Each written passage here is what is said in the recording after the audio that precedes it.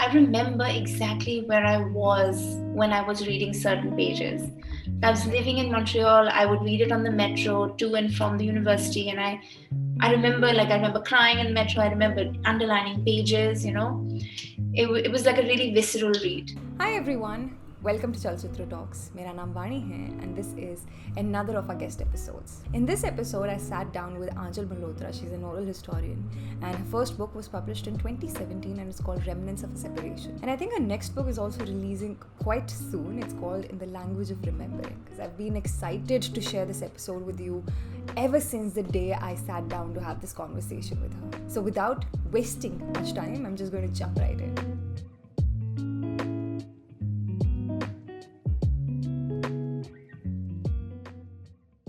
Hi Aanchal, how are you?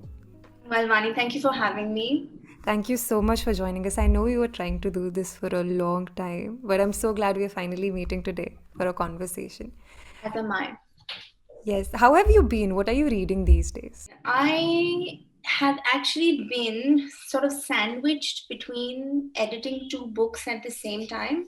So I have been carrying around Anuk Aruppragasm's new book, A Passage North, for like the last 1 month, hoping to like steal some time really a way to read it. But that's the book that's a book that requires a lot of like Right. mediation on the part of the reader. Like not only is the book mediative, but it requires you to be in a state of mediation while reading it. You need to spend time with the books. It has long sentences with very little breaks. And I've been carrying it around with, reading a few pages here, a few pages there. But now I'm looking forward to getting back into reading for the sake of reading. So a very long answer to say that I'm not reading much these days. One of the many reasons why I love your Instagram handle and I really follow it very religiously because of the photographs you post of your study and your notes. And sometimes that inspires me to make very nice notes. And what's your process of underlining, highlighting, or just archiving things? So the first thing I want to say, and I want to make it very clear that all creative people are not messy. I feel like whenever I do post something from my study or from the chapter that I may be working with or the resources that I'm working with, everyone's always commenting about how neat I am. Yes. And to be a messy person, to be a creative person are not mutually exclusive. So let's just bust that myth right there. I am personally a very, very neat person and a very organized person because, and I sort of made a system quite early on in my career because I was working with so many different kinds of oral testimony and so many different kinds of people that I had to find a system that would allow me to navigate through them without getting confused. The best way that I have come to realize, the best way that I know is to keep a very, very detailed, neat notebook. So when I'm interviewing someone, yes, of course, I have the audio recording. I do audio interviews, no video interviews. And then I keep very detailed notes. And I will just show you an example of what these notes look like. It's basically quite detailed. The whole notebook is like that. And they are neat enough so you can read them later. So what the notes basically do is that you may have a 3-hour long conversation with somebody, but there may be some points in that conversation that you really want to go back to, or those are the things you want to write about. You may not want to write about 3 hours of a conversation. So what I also do is while I'm recording, if I think that there's something really interesting, I will put a timestamp in the note in my notebook. I'm going to write what the person has said and say maybe like at 12:13 timestamp, this person said this. So when I'm listening and transcribing and translating, I can return to that particular timestamp. That's one thing. The other thing is, as I mentioned, for me, I need to be able to read these notes. So I need to be like quite careful when I'm writing them. So this is like the primary research note-taking aspect for me. In addition to primary research, often historians have to conduct vast amounts of secondary research and tertiary research. A lot of people I know will find things in books or on the internet. Now there's so many resources available for us online, and they feel quite comfortable, kind of referring to those. but I feel like I'm a bit like old fashioned, or maybe I just like to double up on my efforts. I also like to write down my secondary research. If I read something in a book, Hmm. um, this is a book that I have referenced a lot. And it's actually like an excellent book. Yasmin is a wonderful historian, and it's called The Great Partition. It's a very good overall overview for somebody who doesn't know anything about partition but wants a nuanced look into what happened from all sides, all religions, all communities. It's very unbiased and it's quite detailed to be such a holistic account. Just to give you an example, when I read something in a book that I want to reference, I flag a lot. Yeah. And this is like a good example of how much I've flagged the book that it's coming apart. But I also write in the book, I underline, I do all kinds of things. And then I will copy that underlined bit into my notebook. The thing is, if I had everything in one notebook, then it's a bit easier to just everything is in one. Sometimes I imagine there must be long paragraphs also. So do you Yes, copy all of them or do yes, you just sometimes. copy bits and then you direct it to the page number? That's the other thing I'll do, yes. Which is why the flags are really helpful. Right. Then, after I have everything in my notebook, because ultimately you end up with a lot of information. And Hmm. now I'm just giving everything away at this point. So might as well. What I also do is I scratch out the pieces that I've used. So Okay. this may be things from my interview that I've written. It may be my observations of certain Hmm. things. It may be scenes that I have written from unrelatedly Yeah. that I'd like to put into my work. And I just scratch everything out. For instance, something you see like this, it's scratched out in red. Yes. So that I know that it's being used in the manuscript and I can't use it anywhere else. I write on partition, and often a lot of things that people have said are quite similar, and you may Hmm. not want to repeat the same thing, Right. in many different places. So I know that I cannot use this anywhere else, and I scratch it out. No, so I think I discovered your book back in 2018, and what really interested me was how you've brought together something that's very sensitive, like partition, and you've brought together people with it. And it was so heartfelt and so touching. But one thing I wanted to know was when you were interviewing everyone, you were making conversations, you were building contacts, how did you manage to make people so comfortable around you that they were able to talk to you about their deepest, I would say, sorrows and share those bits with you? Firstly, I have to say that I was very young when I started. Hmm. So I was learning everything on the job, right? Right. I mean, no one is born being a good conversationalist or a conversationalist of this kind of vulnerable nature. So I was really learning on the job, which meant that I had a very innate curiosity for that time and a very deep desire to listen. And my Hmm. desire to listen always trumped my desire to interrupt people. Let's just say I learned how to listen during those interviews Right. because as a young person, a millennial, I think very often we are used to immediate gratification. And when we speak to a generation that's far older than us, they take things at their pace. They take the time to take to say the things they want to say in the manner that they want it said. Hmm. And it requires patience, and it requires a bit of adjusting yourself to their pace. So very quickly I realized that I would have to do that. And then I think that the most important aspect was actually giving them time. Hmm. I would not interview anyone in a hurry. I would sit with them sometimes for 2 hours, other times for 4 hours. Sometimes I'd have lunch. Sometimes I'd have coffee also. So, like there were days when I would sit with someone from noon to like 5 p.m., depending on how much they would want to talk. And I think, yes, initially you have to make a bit of an effort to create that rapport, to make someone believe that you are actually invested in what they're saying. And I think you also have to open yourself up to them. So if they ask you something, you have to be open to answering that. But at the end, I found that what most older people want is someone to really listen to them. They would often make flippant comments about कोई नहीं सुनता है अब तो हम अपने आप से बात करते हैं, stuff like this, and it's understandable. At the end of people's lives there is palpable loneliness to be felt, particularly if Right. a spouse has died or something like that. So what you're not only providing people is conversation, but also a sense of solace, a sense of comfort, a sense of like you're creating a new bond, you're creating a new friendship, and you actually care about what the person's saying, or at least I really did. So I would often keep in touch with them. I still keep in touch with everyone that I've interviewed.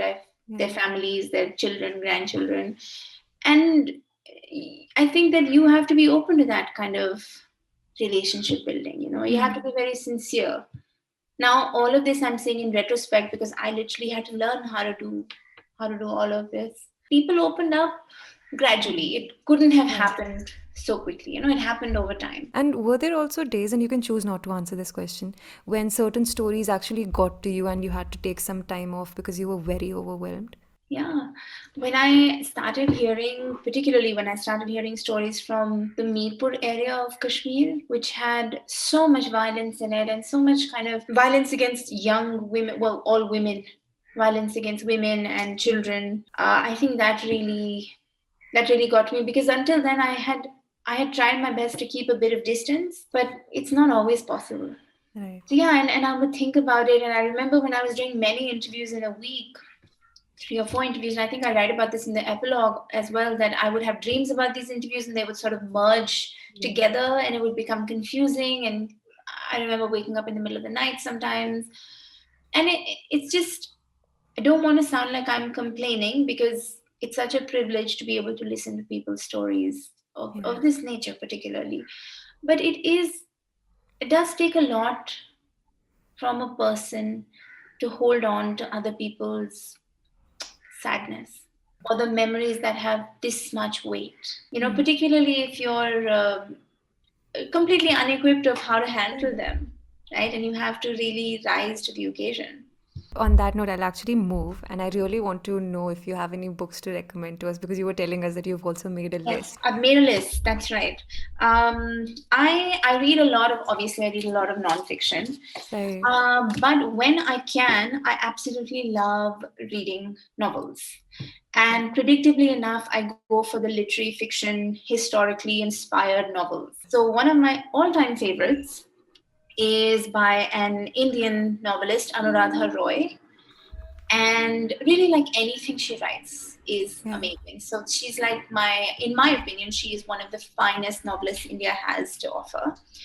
And the book I would recommend is, to start with at least, is The Atlas of Impossible Longing. Other novels that I love, Midnight's Children by Salman Rushdie, again about partition, All the Light We Cannot See by Anthony Doerr, that is set in the Second World War, IQ 84 by Murakami. Yeah. It's like a tome of a book. I remember reading it when I was in grad school and I became like really obsessed with it. I don't know why. And I read some Murakami on and off, but that particular book, I feel like, because it was partly about like a female assassin and it was a love story. I don't know what it was, but it's really wonderful, according to me. Everything is illuminated.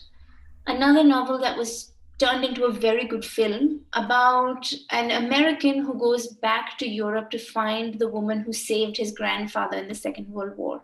The last book, The God of Small Things, is a bit of a cliche because everyone loves it so much, but I remember exactly where I was when I was reading certain pages. I was Yeah. living in Montreal. I would read it on the metro to and from the university, and I remember crying in the metro. I remember underlining pages. It was like a really visceral read. So yeah, these are some novels I would recommend. Oh, and The Reader, Bernard Schlink, again in the Second World War, a lot of war books. What part in history, I mean, what era in history is your favorite to read Yeah, I feel about? like I've kind of underlined that for you already. I'm really intrigued by the wars. I'm really intrigued by partition, of course, and the British Raj. A lot of things I like to watch and read are about the Second World War, but a Right. lot of research I've personally done is about the First World War. And what are the movies that you watch? Let's start with the most unique one. So, for a couple of years, I was writing a book set in the First World War. And I was very shocked as to how there was nothing about Indian soldiers in the First World War that had been, but there wasn't any film, there wasn't any series. And I'm thinking, like, 1.5 million soldiers went to fight across the world. and there's no film about them. That's weird. Even films like Dunkirk that were made eliminated the Indian soldiers that were there. So I found this film called Sajjan Singh Rangroot, which is a Wow. Punjabi film, and it has Diljit Dosanjh in it. And I remember going to the theater to see it because I was so moved with the fact that there was like an Indian, it was about an Indian regiment fighting in Yeah. the war. It was interesting. It showed, it represented us for the first time, but it was a bit like far fetched also Okay. in the representation. So it's But not very accurate. no, it is accurate in some parts. It Okay. also glorifies the parts that are not so accurate. So it Got it. watch it with a pinch of salt is what I'm saying. One of my favorite films is In the Mood for Love. It's so beautiful. If people haven't watched it, they should definitely watch it. I love watching foreign films a lot as well. I went to art school when I was 17 in Canada, and part of our curriculum was films from all over the world. Jean-Luc Godard, films in the French language in general are wonderful. There is a really weird film I keep returning to all the time, which is called Le Concert, The Concert. And it's a film that is French and Russian.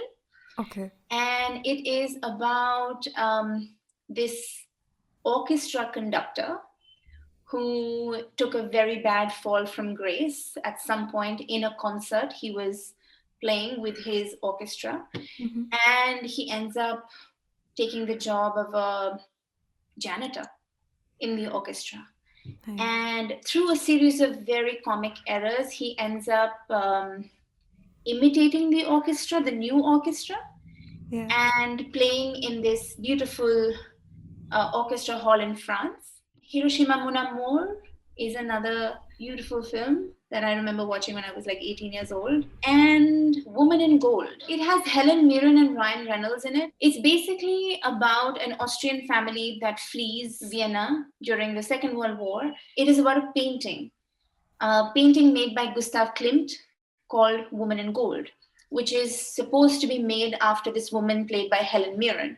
Her aunt sat for the painting and Gustav Klimt painted her. Now, during the Second World War, the Nazis stole a lot of art, not just from museums, but also from wealthy Jewish families. Well, they just basically took it from them. And this painting, Woman in Gold, was one such piece of artwork that was taken from them. And it's about how this woman, played by Helen Mirren, who now lives in America and is an old woman, she's probably in her 80s, goes back to Vienna for the first time, back to the house she left during the war as a Jew, and fights to get this painting back because she is the rightful owner of it. I think it just has so much of reckoning with history, going back to a place that you no longer feel welcome to, fighting for something that was taken under duress. And I think it just tells you a lot about how, if we don't hold on to the stories of our ancestors, things will eventually fade away and Yeah. become distorted. Your recommendations reminded me of this book, and I actually am not able to find it online anymore, but I bought it at a secondhand bookstore in Delhi somewhere.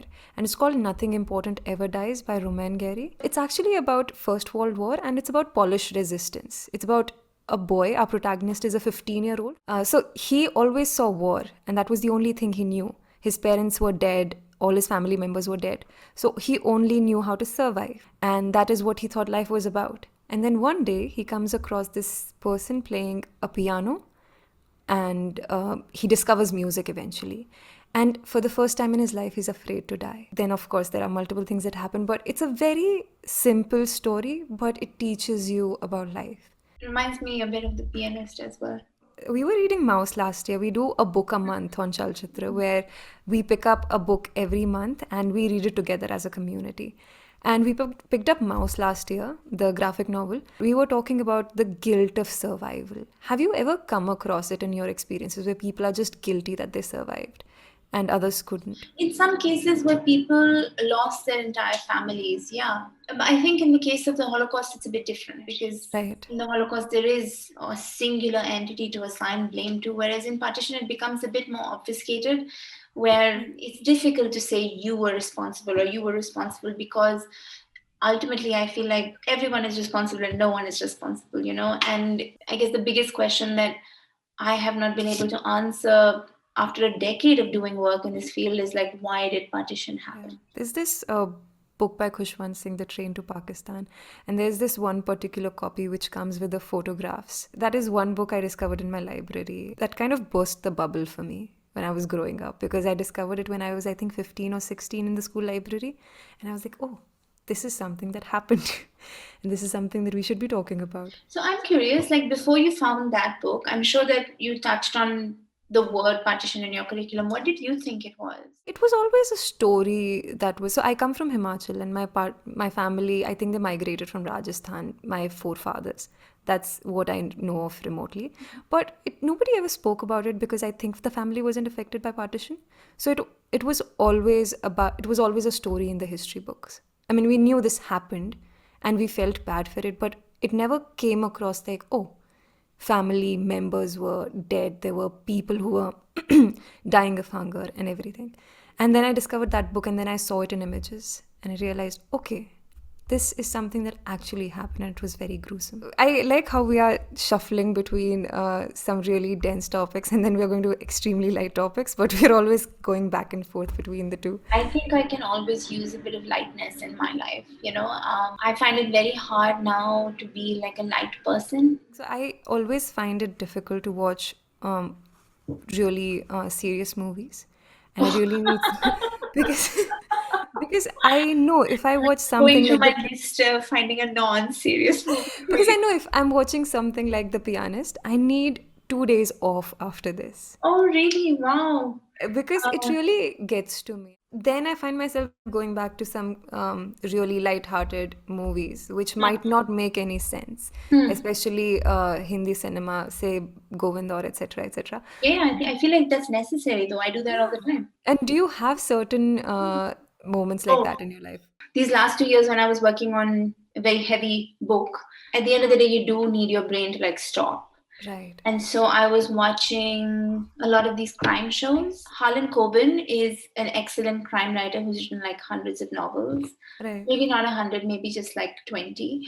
But most of them have become like series on Netflix, Yeah. which is incredible. And they're not just in English, they're in French, they're in Spanish, Norwegian also. So I watched a lot of that. I love Designated Survivor. I don't know why. I love Friends. I'm absolutely obsessed with it, have been for years. The other thing that really does it for me, like recharges me, is spending time with my dogs, Nice. spend time with my family. But I have to actively pursue that. I'm very bad at cutting myself off from my work, and it's a very unhealthy thing to be such a workaholic. Like I have close friends who tell me constantly, "You should take a break. You should take a holiday. You should go here." But I'm not so good at that. I'm not the kind of person that's going to be relaxing on the beach. I'd be like, "Well, how can I set a book here on this beach? Like, what kind of research can I do in this beach?" Do you have any favorite vacation spots, say in the hills, on the beach, etc.? No, I wish I had a more exciting answer. There are some places that I've visited in the past that I love. I love going to London because all the archives I need are in London, which again is like such a bad thing to go to a place for like a working holiday. I visited Portugal with my family a couple of years ago, which was beautiful. What else? Oh, Istanbul. I loved visiting Istanbul. I thought it was so similar to some of the things in India. The Yeah. culture was quite similar. So, but I don't have any like favorite go-to spots. But I think in your defense, like if work brings you joy, Yeah, I that's love how you are speaking in my defense as to not make me feel bad. But I mean, I want to clarify, like, there's no like pity towards myself. I do it, I do it because I love it. Yes, work brings me joy, but I am a self-aware enough person to know that at some point in the future, you do need to re-evaluate how much time you spend buried in your work. What about music? Do you also listen to music? So when I'm working, I listen to a lot of music when I'm writing. I listen to a lot of classical music. I listen to a lot of Tchaikovsky, Dvorak, Glenn Gould. A couple of years ago, I discovered this Balkan orchestra, like a gypsy orchestra, and Yeah. I've written down the exact name. It's okay. It's called the Barcelona Gypsy Balkan Orchestra, and it's amazing. It's Romani music, and it's just so different than anything conventional classical music, I guess. Other things that I have listened to in the past recently that I've loved is anything by Riz Ahmed. I know he raps, but raps with such significance. And of course, everyone's favorite, Ali Sethi. I listen to classical a lot when I write because I feel like it's good. It's a good background score. Dvorak is always playing, or Tchaikovsky or Sibelius. These are people that I'm definitely favorable to. I discovered this YouTube channel, I think 5 minutes before we started, you came on. And it's called Halidon Music. I'm not sure if that's the Okay. correct pronunciation. Right now. Halidon Music. It's a YouTube channel. And it has all the solos or classical music that you'd like. The thing about the channel is that the videos are titled very uniquely. So, for example, the classical music for feeling like a rock star, Oh, wow. or and it's just so classical music for writing, for just chilling, relaxing. It's just the way they have the titles are just, and the obviously the music is wonderful, but the titles were something that was really interesting. Classical music that'll make you feel like a superstar. Last year, sometime during lockdown, I discovered this artist called Emel, Yeah. Emel, and she had this beautiful album called The Tunisian Diaries, which Okay. now is like my favorite on Spotify, and I listen to it like on repeat. I saw this short film recently by Riz Ahmed, actually, The Long Goodbye, I think, Mhm. and it was wonderful. And like such a fracture, right? Yeah, I was constantly thinking about it and going back to it, although I did not want to for the next few days. Mm. And that's why I do not watch stuff that's really, I know, like Oh, if I get 2 days off later, that's it. I'll watch it on Friday. so the first time I ever watched him was in the show called Four Lions, like way, way back.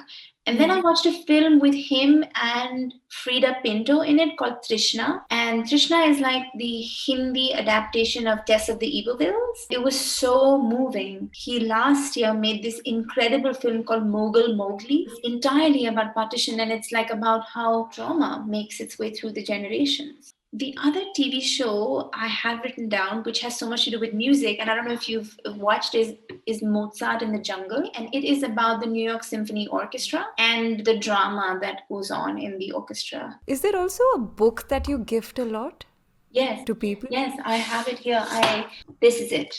It's called The Sixth River, and it's written in Urdu by Fikr Tosmi and translated by Mas bin Bilal. And as you see, I refer to it a lot. You have this acute feeling when you're reading it that you are actually living the days of partition. It's not a memory of what happened at the time. I record memories of that time, and I acknowledge that my recordings have a bit of distance from the event as it happened 75 years ago to how people remember it now.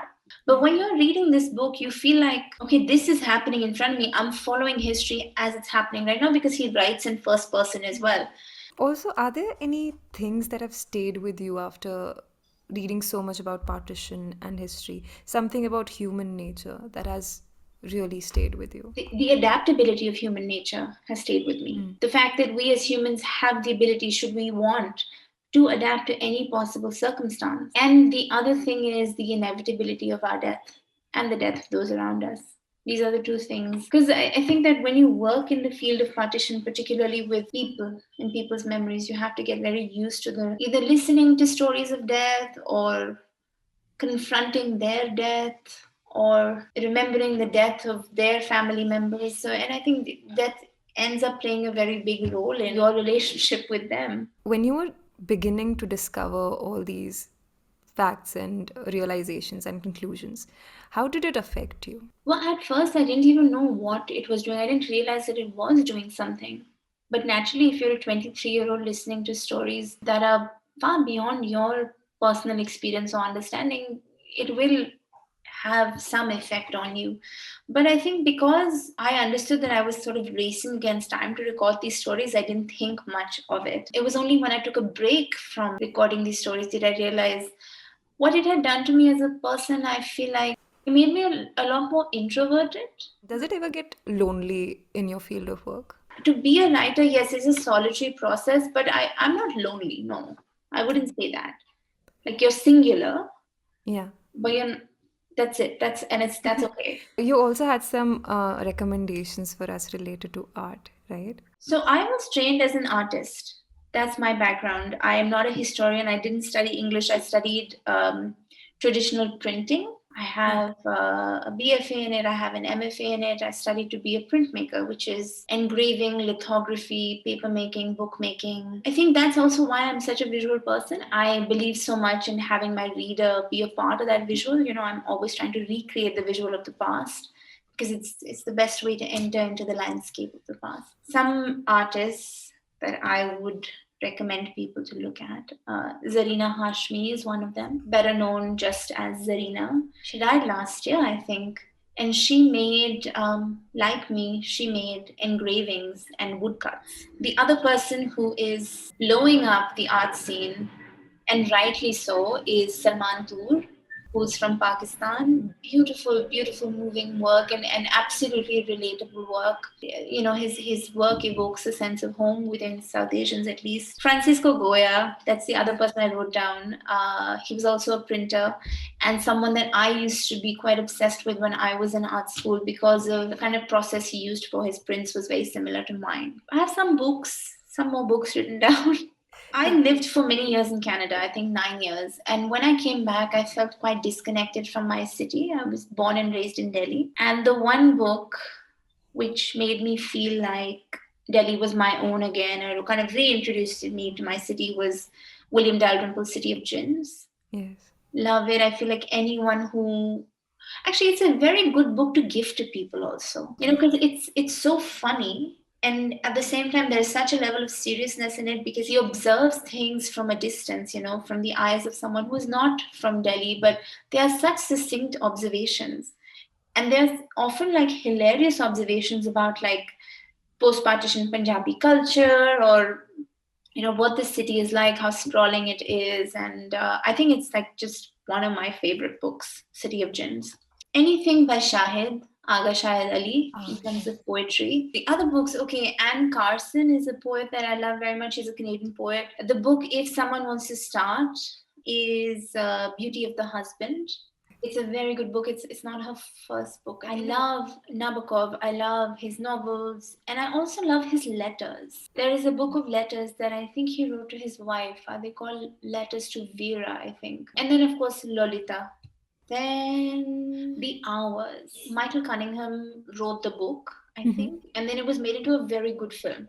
Julianne Moore and Nicole Kidman and Meryl Streep, and it was really very good. It's all about Virginia Woolf writing a book, and then someone reading Virginia Woolf, and then someone emulating Mrs. Dalloway while Virginia Woolf is writing Mrs. Dalloway. The Hair with Amber Eyes. This Okay. is a book that I return to very, very often because I feel like it is quite similar to my trajectory of life. The Hair with Amber Eyes is a family memoir. I think that's maybe the best way to say it, although it's a lot more than that. Oh, I have a nice film, which is a really unusual film, again about history. When the First World War was going on, somehow there was a Christmas truce between German and Allied troops. They decided not to fight on Christmas, and basically, all of the commanders of these armies on this particular front got out of their trenches, mingled with one another, drank with one another, played football, had Christmas mass,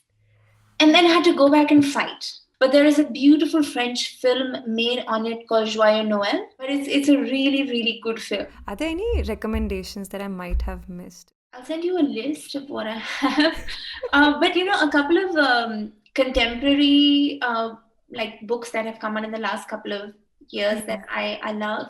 Um, Karuna Ezra Parekh, poet and a novelist, has both books out. In fact, The Heart Asks Pleasure First, which is her novel, and then Where Stories Gather, which is a book of poetry that I love. Desperately Seeking Shah Rukh Khan, and actually the third book that I read very quickly, and then I felt like I read too quickly, so I read again Farah Bashir's Rumors of Spring, about her growing up in Kashmir. I would say it's a very subjective read based from person to person because she just talks about what it feels like to grow up within, a militarized state. But she Yes. says nothing about what the conflict is. She says nothing about where the conflict has come from, how old it is, what is happening. So you are forced to put your own thoughts of what you've read in the news or what you've read in other books to build that landscape. This was amazing, and I hope you have a lovely day. And thank you so much again Thank for. you. Please like, subscribe, and share. It's just been such a pleasure to speak to you, and thank you for having me and this free rolling conversation, which is rare to have